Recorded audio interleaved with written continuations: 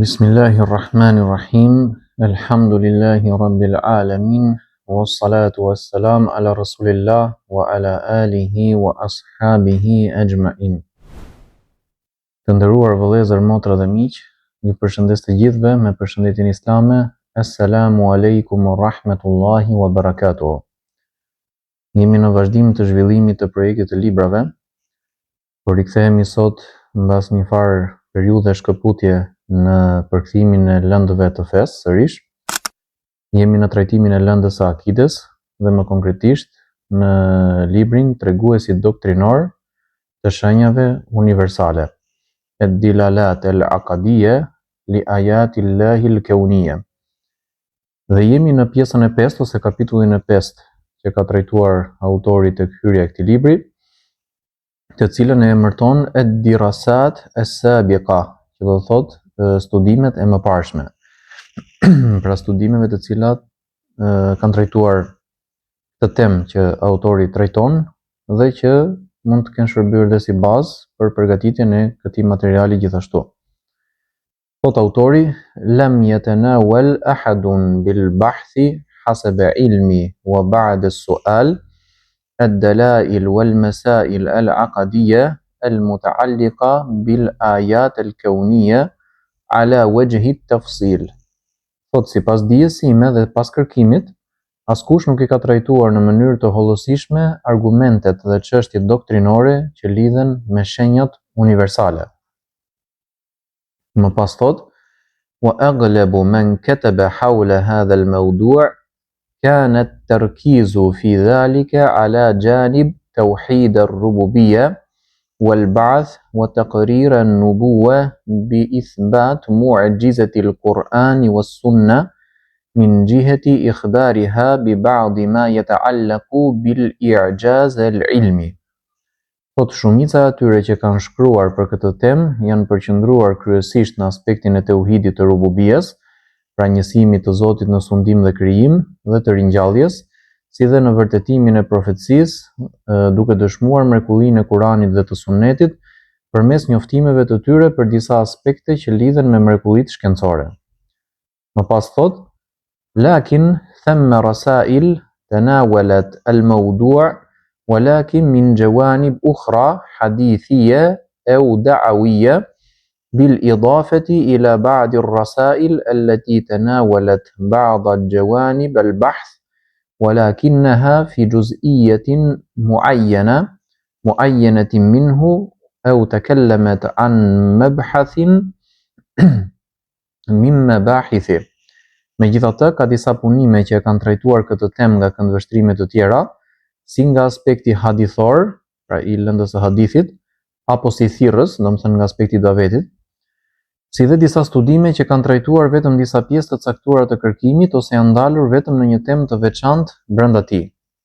Wa min tilka ad-dirasat, dhe për atyre studimeve, manhaj al-Qur'an al-Karim fi 'ard al-dhawahir al-kawniyya al-muqaddima min al-bahitha Leila bintu Salih ibn Ali az-Zamil لنيل درجة الدكتوراه في التفسير وعلوم القرآن وقسم الدراسات الإسلامية بكلية التربية للبنات بجدة عام 1420 هجرية.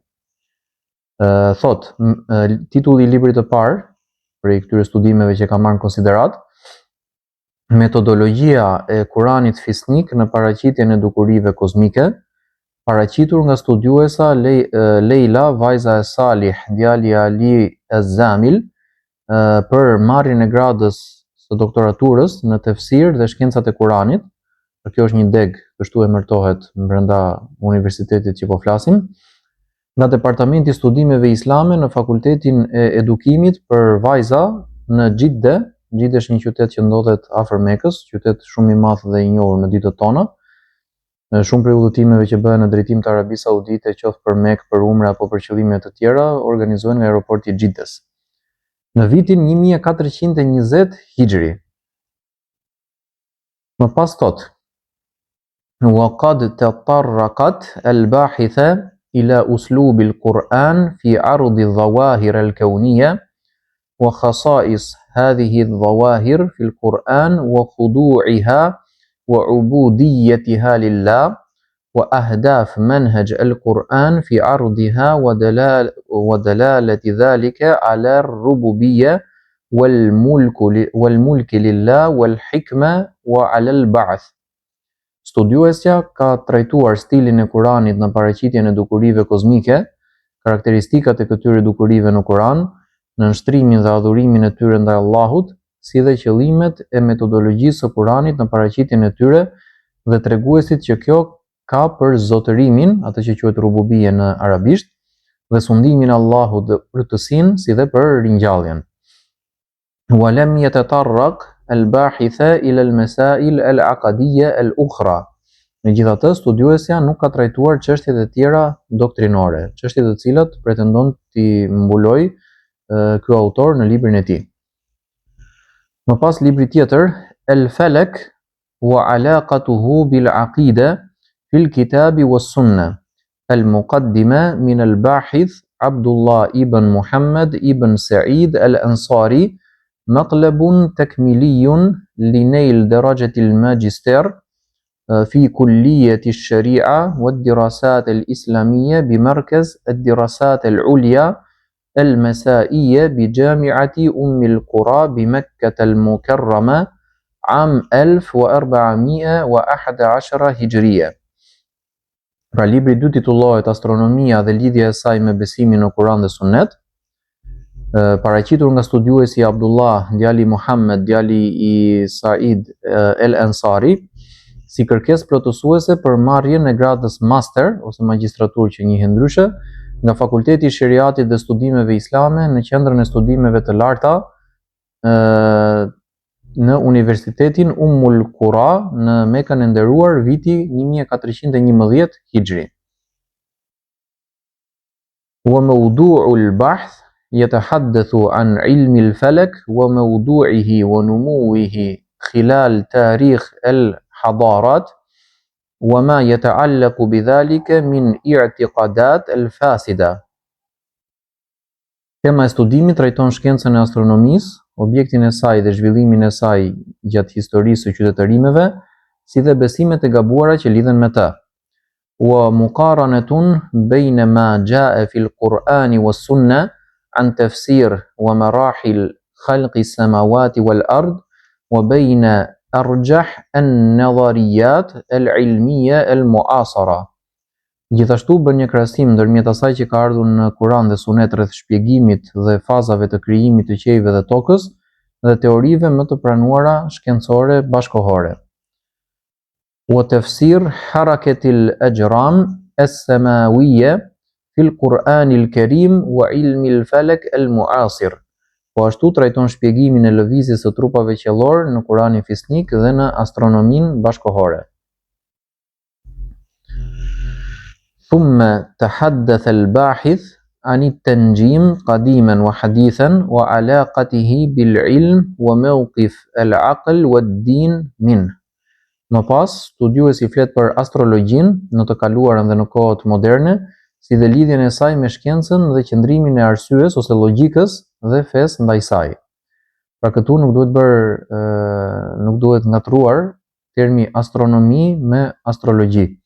Astronomia ka të bëjë me shkencën dhe njohuritë të cilat arrihen nëpërmjet vëzhgimeve dhe eksperimenteve dhe mund të bazohen në teori të ndryshme, ndërsa astrologjia ka të bëjë me parashikimin e së ardhmes, e cila lidhet kryesisht ose me botën e xhinëve ose me mashtrime të shpikura nga ai që pretendon se merr vesh nga kjo fushë ose nga të dyja këto gjëra së bashku.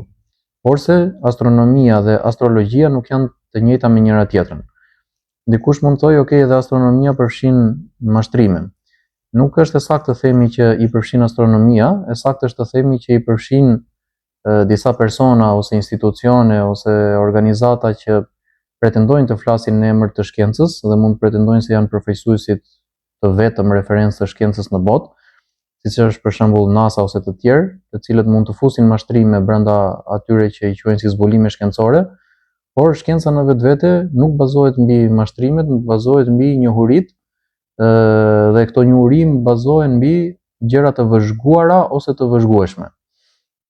Për këtë arsye themi që shkenca atëherë kur i ka nxjerrë përfundimet realisht bazuar mbi këto parime, atëherë është për të marrë në konsiderat dhe feja nuk ka asnjë kundërshtim në lidhje me të. Madje është në përputhje të plotë dhe me atë që feja predikon. Porse në rastet kur përzjehet në mënyrë të qëllimshme, siç ne pretendojmë në disa çështje, kur përzjehet me mashtrime që kanë të bëjnë me ndikime politike ose me ndikime të sekteve të errta ose gjëra të tjera për të cilat kemi folur dhe do të flasim, atëherë ne distancohemi prej kësaj gjëje. Por gjithmonë në këto raste, pretendimet të tilla nuk janë të vërtetueshme me ato që shkenca ka realisht objekt dhe metodologji studimi, pra me vëzhgime, me eksperimente, por ngelen thjesht në gradën e teorive maksimumi. Më pas, wa khatama al-bahth bil-hadith an al-falak wat-tauhid min jihati ar-rububiyyah wa ba'd al-asma' was-sifat وبين حكمة الله وعلمه وقدرته وأن الله وحده هو الخالق المدبر النافع الضار. Pra studiuesi përfundon duke trajtuar astronominë dhe njohshmërinë e Zotit nga aspekti i zotërimit dhe disa prej emrave dhe cilësive të tij, duke sqaruar urtësinë, dijen dhe fuqinë e Allahut, dhe se vetëm Allahu është krijuesi, rregulluesi, ai që sjell dobi dhe dëm.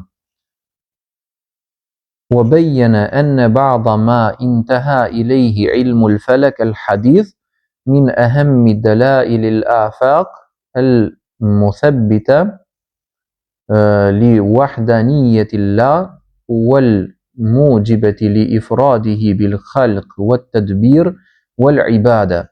Gjithashtu sqarohet se disa prej përfundimeve të arritura nga astronomia moderne janë ndër argumentet më të rëndësishme universale që dëshmojnë njohshmërinë e Allahut dhe që kërkojnë veçimin e tij në krijim, rregullim dhe adhurim. Wal mulahadhat ala al-bahth an al-bahith lam yadhkur al-ayat al-kawniyya illa ma yata'allaqu bil-falak wan-nujum wa lam yadhkur al-masail al-muta'alliqa bil-ayat al-kawniyya al-ukhra. Vërejtje mbi studimin, studiuesi ka përmendur shenjat universale përveç atyre që lidhen me astronominë, nuk ka përmendur shenjat universale përveç atyre që lidhen me astronominë dhe yjet, dhe nuk ka trajtuar çështjet që lidhen me argumentet e tjera universale. Kama annahu dhakara al-mukhalafat al-aqdiyya min jihati i'tiqad al-falasifa wal-wathaniyin wa lam yadhkur al-mukhalafat min ghayrihim. Gjithashtu ai ka përmendur kundërshtimet në besim nga ana e filozofëve dhe politeistëve, por nuk ka përmendur kundërshtimet e të tjerëve. Pra ka elemente që këto referenca që po tregojmë i kanë bërë dobi dhe autorit në përgatitjen e këtij materiali, dhe ai pretendon të ketë shtuar ose të ketë sjellë dhe materiale të tjera plotësuese që tema të jetë sa më gjithëpërfshirëse në llojin e saj. Deri këtu kemi arritur me këtë pjesë të temave të hyrjes, ndërkohë që ka dhe referenca tjera të cilat do t'i trajtojmë në temën e radhës inshallah. Këtu e mbyllim videon për sot duke i kujtuar shikuesit të na ndihmojnë me nga një subscribe, like edhe share. I përshëndesim të gjithë. Subhanakallahumma wa bihamdik wa ashhadu an la ilaha illa anta wa astaghfiruka wa atubu ilayk.